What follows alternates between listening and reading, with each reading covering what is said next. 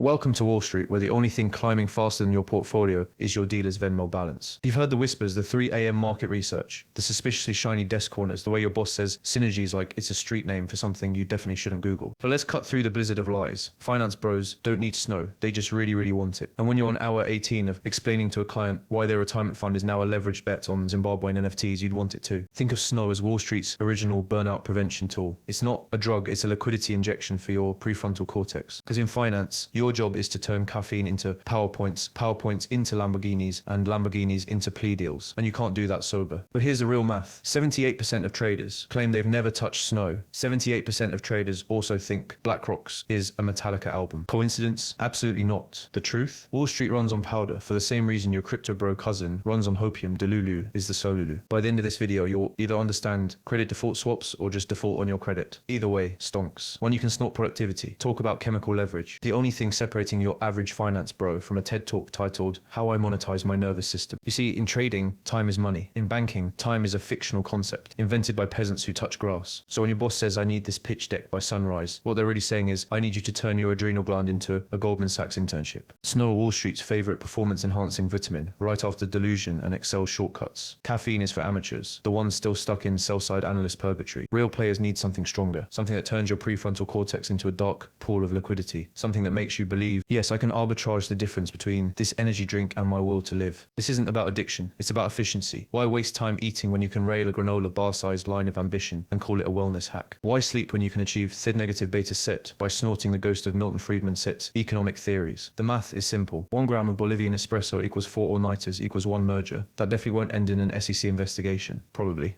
But here's the risk management angle. The human body isn't built to process 120-hour work weeks. Your liver will tap out. Your heart will file an HR complaint. But snow doesn't care. Snow's a silent partner in this Ponzi scheme of productivity. It's the ultimate carry trade, short your health, long your bonus. Of course, there are side effects. Paranoia, nosebleeds, the sudden urge to YOLO your 401k into a meme stock named after a Pokemon. But hey, that's just the cost of doing business. And by business, we mean turning your nasal cavity into a high-yield savings account. So next time you see a trader mainlining oat milk lattes at 3 a.m., remember they sit not avoiding margin calls on their soul. And if you think this is reckless, just rewind to the 1980s, when hair was big, morals were small, and Wall Street discovered that the real trickle-down economics was the drip down the back of your throat. Back then, snow wasn't a party favor. It was a business model. Gordon Gekko didn't just say greed is good. He said it through a nostril-shaped megaphone. The 80s taught us 2 things. 1, leverage buyouts are just corporate bulimia. 2, your septum is a tax-deductible business expense. This was the era where insider tradings meant knowing which bathroom stall had the best ventilation, where the only thing riskier than junk bonds was the HR department's drug policy, and where the line between stockbroker and cartel accountant was thinner than the paper your CFA certificate is printed on. But then came 2008, the year Wall Street 6 nulls finally hit the pavement. The housing market crashed, the banks got bailed out, and suddenly everyone remembered that powder keg was in six just a metaphor. The only thing more over-leveraged than mortgage-backed securities. Your average hedge fund manager's Friday night. Fast forward to today, crypto bros claim they've replaced snow with blockchain. Sure. And Elon Musk tweets sober. Modern finance runs on artisanal stimulants like organic Peruvian flake and Adderall prescribed by a telehealth doctor who definitely isn't just a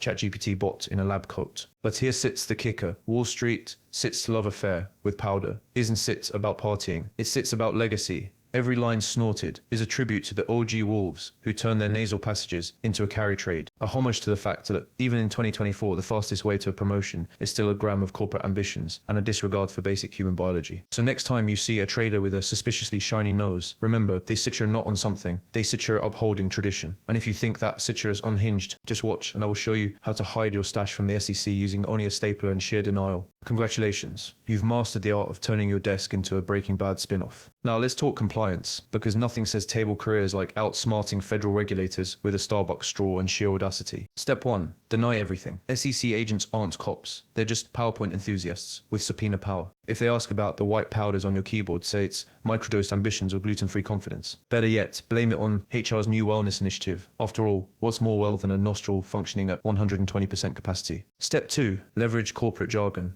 Suspicious transactions, call them dark pool liquidity events. That Ziploc bag of productivity enhancers in your drawer, that's just inventory for a leveraged morale buyback. And if they find your Venmo logs labeled snow and cash, tell them you're really into seasonal investing. Step 3. Embrace plausible deniability. Office full of snow globes? I'm a collector. Nosebleeds at 3 p.m. Allergies. That time you tried to snort the office printer toner? Cross-departmental synergy. Remember, the SEC can't indict you for being quirky, just ask every crypto CEO ever. But let's talk real pro tips. Start your market research in the one place no one looks. The wellness room. Nothing says mental health like a yoga mat covering 8 months of nose optimization. $400 for artisanal almond flowers. Sure, Janet from compliance buys that. Literally. Bottom line, the SEC isn't auditing your books. They're auditing your hubris. Let's be real. Wellness is for peasants who still believe in sleep. But since HR mandates pretending we're not sociopaths, here's Wall Street's guide to healthy alternatives nobody wants. Kale smoothies, please. Traders don't drink liquefied grass, they short it while mainlining espresso through an IV. Meditation apps. Perfect for drowning out your 3 a.m. panic attack over yen futures. Just rename Calm to Chaos and rail Adderall off your smartwatch.